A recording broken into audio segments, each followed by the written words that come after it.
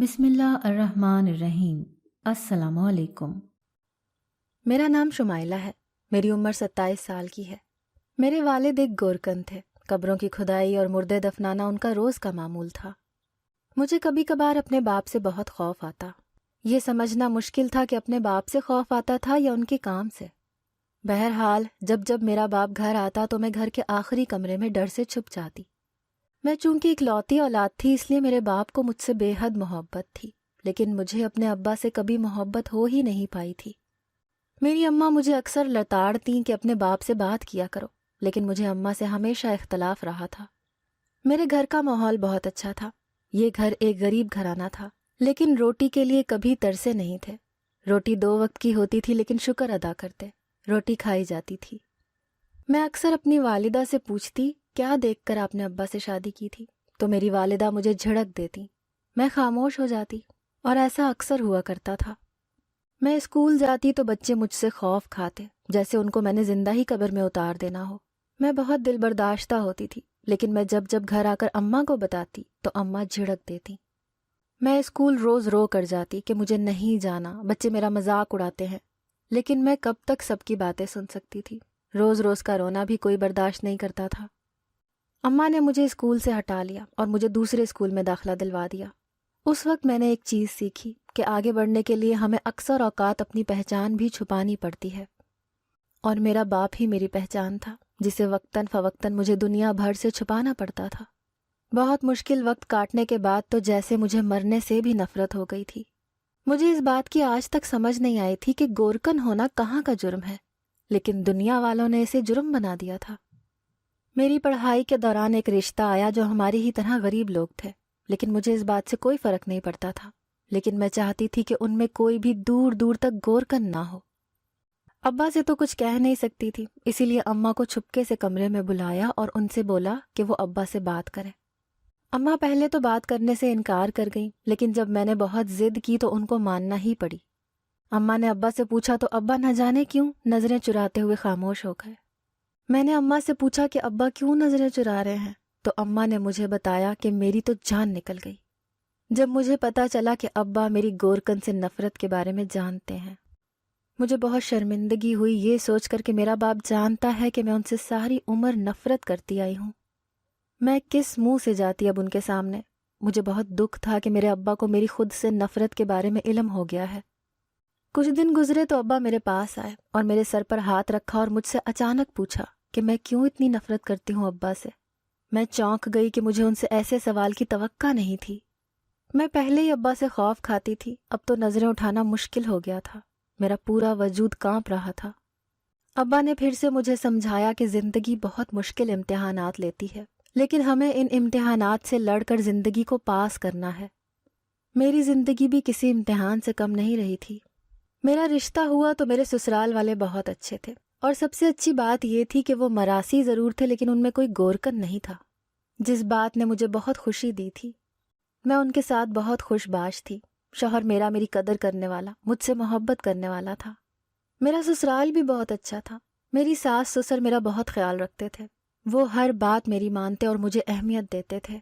बहुत अच्छा वक्त गुजर रहा था। सब गरीब लेकिन खुश थे। फिर अचानक मेरी ज़िंदगी को जैसे नज़र लग गई। मेरे शौहर का कार एक्सीडेंट हुआ और वो इस दुनिया फ़ानी से कूच कर गए। उनके जाने के बाद तो जैसे ज़िंदगी मुश्किल तरीन हो गई थी। न जाने कैसे सब जो मुझसे बेहद प्यार करते थे एकदम नफ़रत करने लगे थे। मेरे ससुराल वाले अजीब अजीब बातें करने लगे मेरे लिए।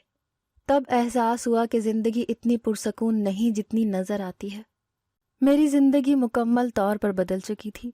मैं पहले गरीब थी, अब गरीब तर हो गई थी। अम्मा अब्बा ने एक बार भी मुड़ कर ना देखा। देखते भी क्यों, मुझे कौन सा उनसे मोहब्बत थी जो मेरी तरफ पलट कर देखते। लेकिन थे तो माँ बाप ही। मुझे मोहब्बत नहीं थी तो उनको तो थी। ये बात भी मेरे दिल में ऐसी समाई कि मैं जो कुछ कुछ अपने बाप से मानूस हुई थी, लेकिन शौहर की वफ़ात ने मुझे दोबारा से उनसे दूर कर दिया था। मेरी इद्दत पूरी हुई तो मेरे ससुराल वाले मुझे एक आंख देखकर बर्दाश्त नहीं करते थे। सारा दिन घर के काम करवाते और फिर मुझे मार पीट कर मनहूस कहकर एक कमरे में बंद कर देते। दिन एक वक्त का खाना मिलता जो सबका बचा हुआ होता था। मुझे अक्सर खाना देखकर ही मतली हो जाती। खाना पीना हराम हुआ था। میں ہر پل اپنے شوہر کو یاد کرتی، کیونکہ جب وہ زندہ تھے تب مجھے کسی بھی چیز کی کمی نہیں ہونے دی تھی۔ میں بے اولادی کے تانے کے ساتھ ساتھ اب منحوس عورت کے تانے بھی سن سن کر تھک گئی تھی۔ ایک روز میری اماں میرے گھر آئی اور میری ایسی حالت دیکھ کر میرے سسرال والوں سے شکوہ کیا، لیکن میرے سسرال والوں کے کانوں پر جوں تک نہیں رینگی تھی۔ میری اماں مجھے لیے گھر آ گئیں۔ ابا نے مجھے ایسی اجڑی حالت میں دیکھا تو رونے لگ گئے۔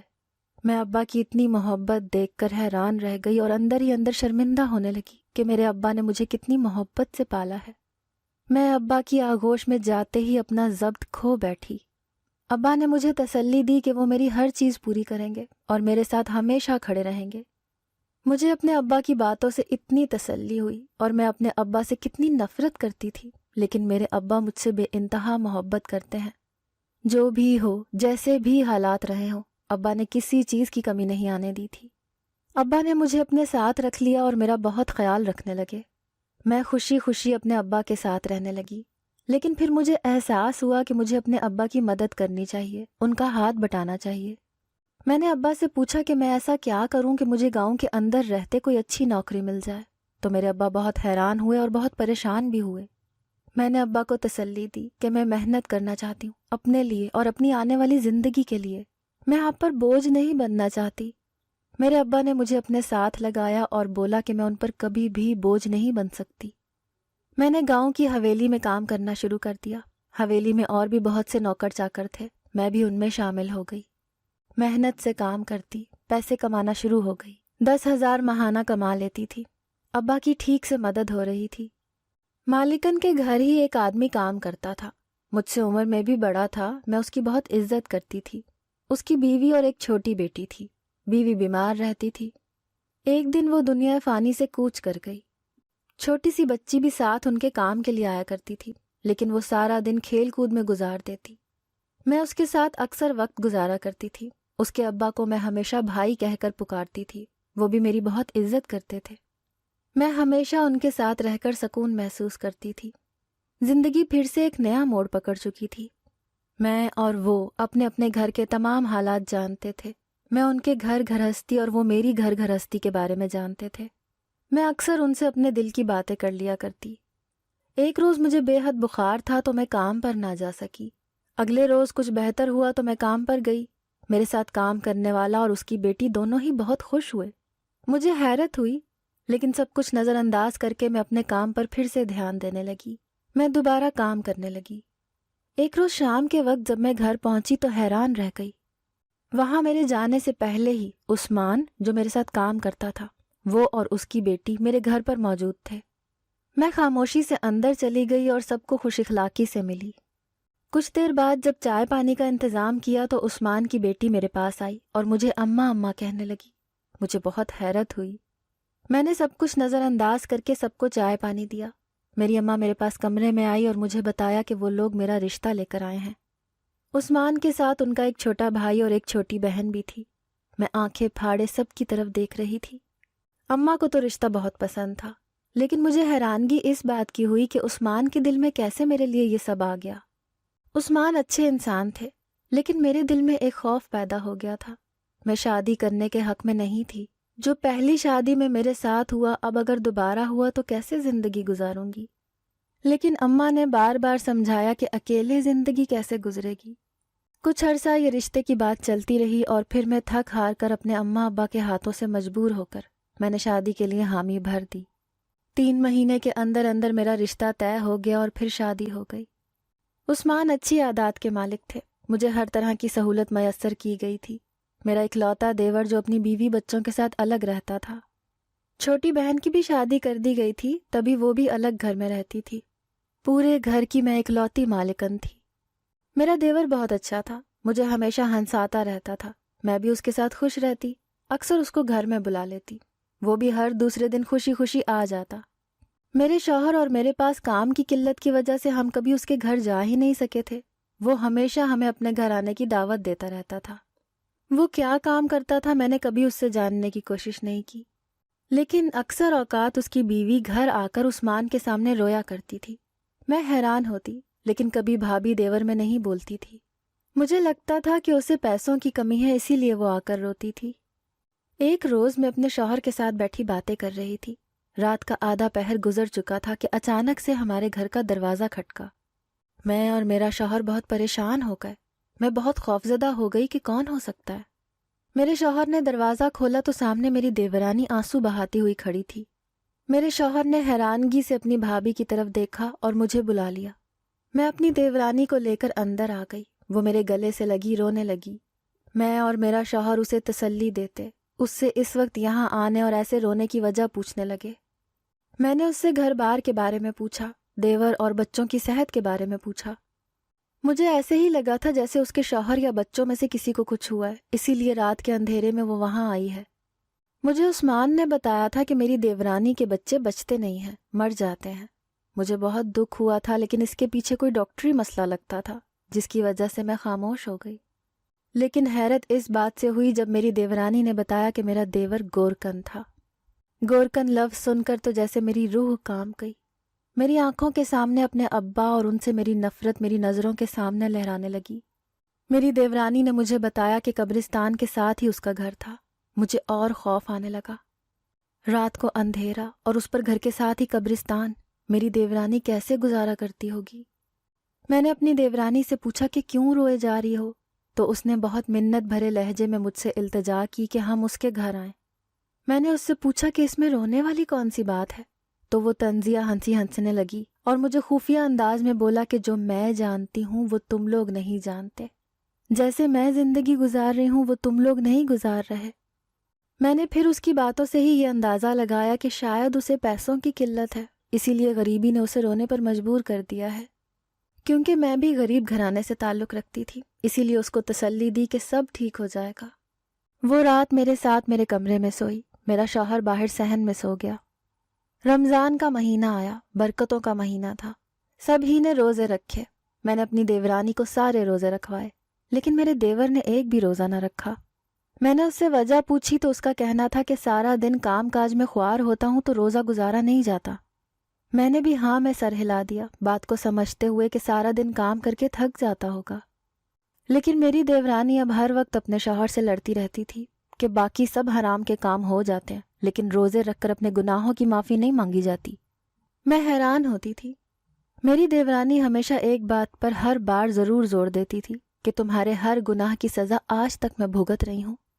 مجھے پوچھنا مناسب نہیں لگتا تھا، اسی لیے کبھی اس بات کی گہرائی میں جانے کی کوشش نہیں کی تھی۔ رمضان گزرا تو میری دیورانی نے مجھے عید پر اپنے گھر دعوت دی۔ میں خوف کے زیر اثر اس کے گھر نہیں جانا چاہتی تھی، لیکن وہ بہت بار گزارش کر چکی تھی، اسی لیے میں نے حامی بھر لی اور اپنے شوہر کے ساتھ عید کے دوسرے دن اپنے دیور کے گھر جانے کا پروگرام بنایا۔ میری بیٹی بہت خوش تھی، لیکن مجھے تو حیرت کا شدید جھٹکا تب لگا جب ایک دم میری بیٹی چیخیں مارنے لگی اور پھر ایک دم بے ہوش ہو گئی۔ میں بھی ڈرتی نے اپنے شوہر کو بلایا اور اس کے ہمراہ اپنی بیٹی کو ڈاکٹر کے پاس لے گئی، لیکن ڈاکٹر کو کچھ سمجھ ہی نہیں آیا تھا۔ بیٹی کو ہوش آئی تو ہم اسے لیے گھر آ گئے۔ ایک ہفتے بعد عید تھی۔ روزے اللہ اللہ کر کے گزرے تو عید کا دن بھی آ گیا۔ میں اپنے شوہر کے ہمراہ عید منانے دیور کے یہاں گئی۔ جاتے ہوئے کچھ تحفے تحائف لے گئی کیونکہ میں اس کے گھر پہلی بار جا رہی تھی۔ میری دیورانی ناراض ہونے لگی کہ کیوں اتنا تکلف کر کے آئی ہیں، لیکن میں نے اسے بولا کہ میں پہلی بار آئی ہوں اسی لیے۔ رات دیر تک ہم مل کر باتیں کرتے رہے اور دیر ہونے پر رات وہیں رک گئے۔ سب تھک کر اپنی اپنی جگہ پر سونے کے لیے لیٹ گئے۔ کمرہ چونکہ ایک ہی تھا تو پہلے پہل مجھے بہت جھجک محسوس ہوئی، لیکن پھر کچھ اور کر بھی نہیں سکتی تھی، اسی لیے وہاں ہی سب میں لیٹ گئی۔ سب ایک ہی کمرے میں سو رہے تھے۔ رات کے 2 بجے دروازے کی آواز سے میری آنکھ کھل گئی۔ پہلے تو میں نیند میں ادھر ادھر دیکھنے لگی اور سوچنے لگی کہ میں کہاں ہوں۔ جب دماغ نے کام کرنا شروع کیا تو یاد آیا کہ میں اپنی دیورانی کے گھر ہوں۔ میں نے دیکھا تو سب اپنی اپنی جگہ سو رہے تھے۔ کمرے کا دروازہ کھلا ہوا تھا اور کمرے میں دیورانی موجود نہیں تھی، اور میرے دیور کے کپڑوں پر بھی مٹی کے دھبے لگے ہوئے تھے۔ میں حیران ہوتی کھلے دروازے کی طرف گئی۔ مجھے پہلے تو بہت خوف محسوس ہوا کیونکہ باہر بہت ٹھنڈی ہوا چل رہی تھی اور کتوں کے بولنے کی آوازیں آ رہی تھیں۔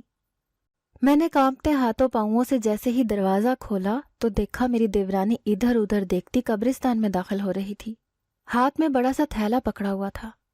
میں بھی اس کے پیچھے پیچھے ہمت کرتی چل پڑی۔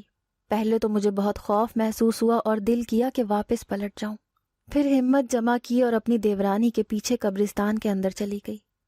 ہر طرف اندھیرا ہی اندھیرا تھا۔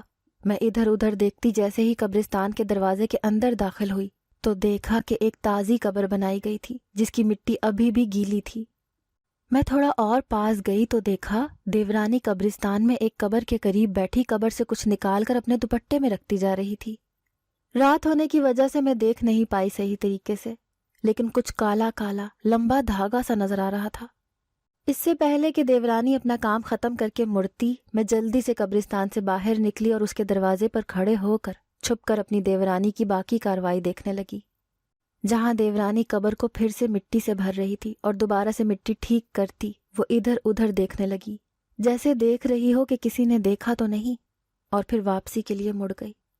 میں جلدی سے بھاگ کر گھر کے اندر داخل ہو گئی اور پھر اپنی جگہ پر جا کر لیٹ گئی۔ میرے شوہر کی آنکھ میرے ساتھ لیٹنے سے کھل گئی۔ انہوں نے میرا اڑا ہوا رنگ دیکھا تو پریشان ہو گئے۔ مجھ سے پوچھا تو میں نے ڈراؤنا خواب کا کہہ کر بات ٹال دی۔ شوہر دوبارہ سو گئے اور میں بھی لیٹ گئی۔ جب میری دیورانی آرام سے دروازہ کھولتے ہوئے اندر آئی اور وہی چادر ایک صندوق میں رکھ دی، اب مجھے تجسس ہونے لگا کہ آخر اس میں ہے کیا ایسا۔ میں دیورانی کے سامنے سوتی بن گئی اور خاموش رہی۔ رات تو جاگ کر کاٹی اور صبح ہوتے ہی میں وہ قبر دیکھنے گئی، لیکن میری چیخیں نکل گئیں۔ وہاں تو کیڑے مکوڑوں کا ڈھیر لگا ہوا تھا، بچھو قبر کے اوپر چل رہے تھے۔ میں تو خوف سے تھر تھر کانپنے لگی۔ میری چیخیں سن کر میرے شوہر اور میرا دیور دیورانی باہر آئے اور میرے پیچھے قبرستان میں آ گئے۔ وہاں سب نے قبر کا حال دیکھا تھا۔ میرے شوہر نے مجھے واپس گھر لے جانا چاہا، لیکن میرے قدم جواب نہیں دے رہے تھے۔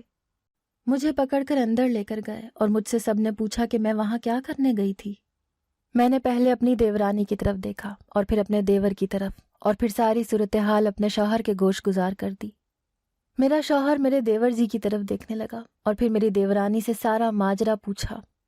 میری دیورانی نے روتے ہوئے اپنی کہانی بتانا شروع کی تو میرے رونگٹے کھڑے ہو گئے جب اس نے بتایا کہ جس وقت اس کی شادی ہوئی تھی میرے دیور کے بارے میں بہت سی افواہیں اٹھیں، لیکن میری دیورانی کے گھر والوں نے سب افواہوں کو نظر انداز کر کے میری دیورانی کی شادی میرے دیور سے کر دی۔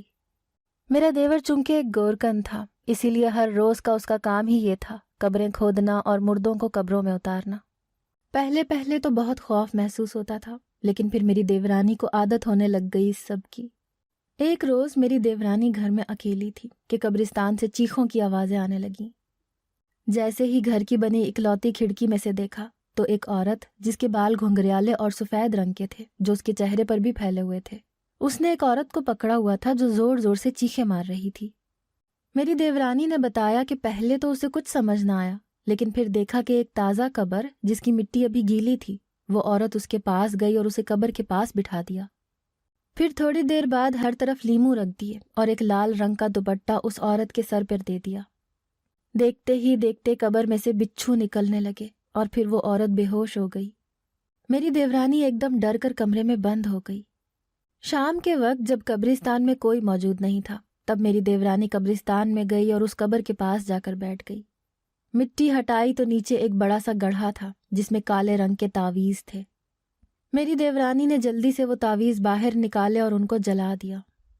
پھر ایک دن جب میرا دیور گھر آیا تو وہ نشے کی حالت میں تھا، اور پھر وہ قبرستان گیا اور وہاں جا کر ایک قبر کے پاس بیٹھ گیا جہاں گیلی قبر تھی۔ میرا دیور وہاں بیٹھ کر اونچی اونچی کچھ پڑھنے لگا، اور پھر دیکھتے ہی دیکھتے وہاں گول دائرہ بن گیا جو لال سندور سے بنا ہوا تھا، اور پھر کچھ کالے رنگ کے تعویذ قبر میں اتار دیے گئے۔ ایک بوتل جس میں ایک پتلا تھا، میرے دیور نے اس بوتل کو اسی قبر میں دفنا دیا اور پھر کچھ کیل لگے لیمو کو اندر رکھ دیا۔ میری دیورانی یہ سب بہت غور سے دیکھتی رہی، اور پھر میرا دیور قبر کے پاس سے اٹھ گیا اور کہیں چلا گیا۔ میری دیورانی نے دیکھا کہ وہاں بہت سے کیڑے مکوڑے اکٹھے ہونے لگ گئے۔ یہ سب بہت عرصے تک چلتا رہا۔ پھر میری دیورانی کے گھر خوشخبری آنے والی تھی۔ بچہ پیدا ہوا، 2 سال بہت سکون سے گزرے، اور پھر 2 سال بعد بچہ مر گیا۔ اللہ کی رضا سمجھ کر سب نے نظر انداز کر دیا۔ میرے دیور کا یہ روزانہ کا کام جاری رہا۔ قبر کھودتا، اور پھر جب قبر بن جاتی تو مردہ دفنانے کے 2 گھنٹے بعد ہی میرا دیور دوبارہ قبر کھودتا، اور پھر تعویذ وغیرہ رکھ کر قبر دوبارہ بند کر دیتا، اور پھر قبر میں سے کیڑے مکوڑے نکلنے لگ جاتے۔ بچے کی موت کے بعد دیورانی کو 1 سال تک کوئی خوشخبری نہ ملی، جس سے وہ کافی مایوس ہو گئی تھی۔ شادی کے 3 سال بعد دوبارہ سے ایک بار میری دیورانی کو خوشخبری ملی، جس پر اس کی زندگی میں دوبارہ سے بہار آ گئی۔ میری دیورانی خوش تھی، بہت زیادہ، لیکن اس کی خوشیوں کو تو جیسے نظر لگ گئی تھی۔ اس بار بچہ اس دنیا میں آنے سے پہلے ہی مر گیا۔ یہ صدمہ بہت گہرا تھا میری دیورانی کے لیے، لیکن حیرت کی بات یہ تھی کہ میرے دیور کے کان پر ایک جون تک نہیں رینگ رہی تھی۔ کئی سال ایسے چلتا رہا، یا تو بچہ پیدا ہونے سے پہلے مر جاتا یا پھر پیدا ہونے کے 2 سال مشکل سے نکالتا۔ اب تو ہر بچے کی پیدائش پر جیسے میری دیورانی کو خوف نے گھیر لیا تھا، وہ مایوس ہو گئی تھی۔ عثمان کی مرحومہ بیوی میری دیورانی کو ایک پیر کے پاس لے گئی اور اس کو ساری صورتحال بتائی۔ اس وقت انارکلی کا جانا مانا پیر تھا جس کے پاس میری دیورانی کو عثمان کی مرحومہ لے کر گئی تھی۔ پیر نے میری دیورانی کے پاؤں کی انگلیاں دیکھتے ہوئے کہا کہ تیرا شوہر الٹے سیدھے ہاتھ مارتا ہے، اسی لیے تیرا بچہ نہیں بچتا۔ میری دیورانی نے حیرانگی سے پیر سے تفصیل پوچھی تو اس نے بتایا کہ میرا دیور کالا جادو کرتا ہے، اور جو کالا جادو کرتے ہیں یا تو ان کی اولاد نہیں ہوتی یا پھر ان کی اولاد نہیں بچتی۔ میری دیورانی کا رو رو کر برا حال تھا۔ وہ گھر واپس آئی اور جذباتی پن میں اپنے شوہر سے گلے شکوے کرنے لگی۔ میرا دیور بہت ضدی تھا، اسی لیے اس نے میری دیورانی کی باتوں پر دھیان دیے بغیر اپنے کام کو جاری رکھا۔ زندگی کے 8 سال گزرنے کے بعد میری دیورانی کے ہاں پھر سے ایک بیٹے اور ایک بیٹی نے جنم لیا۔ چونکہ یہ دونوں جڑواں تھے، اسی لیے میری دیورانی کو بہت خوف محسوس ہونے لگا، جانے کیا ہوگا اس بار۔ میرے شوہر نے میرے دیور کی طرف افسوس سے دیکھا جو نظریں چرا گیا۔ میرے شوہر نے میرے دیور کو پیار سے سمجھایا کہ یہ کام چھوڑ دے، کیوں کسی کی زندگیاں برباد کر رہے ہو اور گناہ اکٹھے کر رہے ہو؟ تمہاری بیوی تمہارے گناہوں کی سزا اپنے بچے کھو کر بھگت رہی ہے۔ میرا دیور پہلے تو آئیں بائیں شائیں کرنے لگا اور پھر خاموشی سے مان گیا۔ میری دیورانی خوش ہو گئی، لیکن کبھی کبھی ہماری سوچ میں بھی نہیں ہوتا اور اللہ نے ہمارے لیے ان گنت آزمائشیں رکھی ہوتی ہیں۔ اگلی صبح ہم لوگ گھر کے لیے روانہ ہونے لگے تو میری دیورانی کی چیخوں کی آوازیں پورے گھر میں گونج اٹھیں۔ ہم نے جلدی سے جا کر دیکھا تو میرا دیور اس دنیا سے جا چکا تھا۔ میری دیورانی بہت روئی اور پھر اسی قبرستان میں میرا دیور جس قبرستان کا گورکن تھا دفنا دیا گیا۔